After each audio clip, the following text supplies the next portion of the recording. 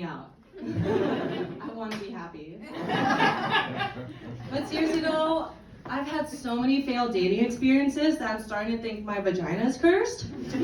One time, this guy broke up with me after we had sex the night before. And he told me that I crossed his boundary. And I'm glad more people are going to therapy. But I think therapy is making toxic people worse. Toxic people going to therapy is like toxic behavior dressed up in fancy clothing. I would say to them, hey, I don't really understand what you're trying to say. Can you explain it? And he'd be like, guess we have different communication styles. Or I'll say, hey babe, I don't really feel like going out. And they'd be like, I'm not getting my needs met. Or why are you smoking weed every day? Self-care. I'd rather be ghosted. But seriously, I don't understand. Like, I used to have 0 people asking me out. And now when I point at someone, they get a boner. Like here. I'll save my comments for later. But one time, this guy sends me an artistic dick pic. Picture this. Circa 2019. Photographer unknown. The image displayed his abs and the curvature of his muscles. With translucent lighting, and his body was painted in gold. He was well hung, but I wasn't going to tell him. I wish I still had it. But I know I look like I just had my retainers taken out. I study calculus in my free time. But I wish more people were intimidated by me. You know, the only people who find me a criminal are my parents. They would say to me, Mimi, where are you going? Are you sneaking out of the house? And I'd be volunteering at a food bank. Or my mom driving me to school. Don't get pregnant, okay? And don't do drugs. I know somebody, they overdosed and they died.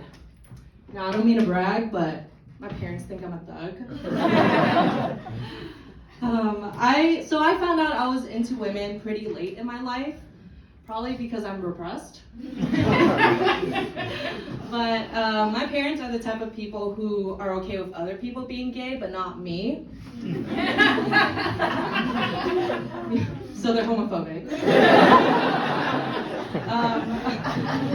So my parents want me to be with a man so bad that they suggested that I date my second cousin. And I think that's even worse than incest, because at least brothers and sisters have things in common. Right? And back in the day, you know, siblings got married, they got money, power, royalty sometimes. You know, it's like, would you rather be rich or be ugly? Hard decision. But dating your second cousin is just desperate. You know, it's like, what am I doing? I'm perpetuating homophobia? You know, it's like, look, Mom, I'm straight. So I've never had an orgasm. It's okay, still have a good time. But I think it's because I've lived in places where the walls were thin, and I've had a roommate. And once I got desperate, it was sophomore year of college, and I had a roommate. And you know how at the end of the day you just want to find some relief?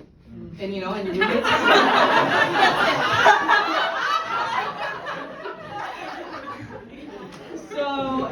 But I had a roommate, you know? So I had to take desperate measures. I pulled the covers over me, like I was getting comfortable, slipped the hands under the sheets, and when you're doing this, you can't be like a goddamn DJ, you know? You have to like play the cello. And sometimes I would like look over at my roommate and see if she was watching, and then I'd play some 16th notes. And then if she shuffles, go back to playing the cello. And I'd go back and forth until I fell asleep.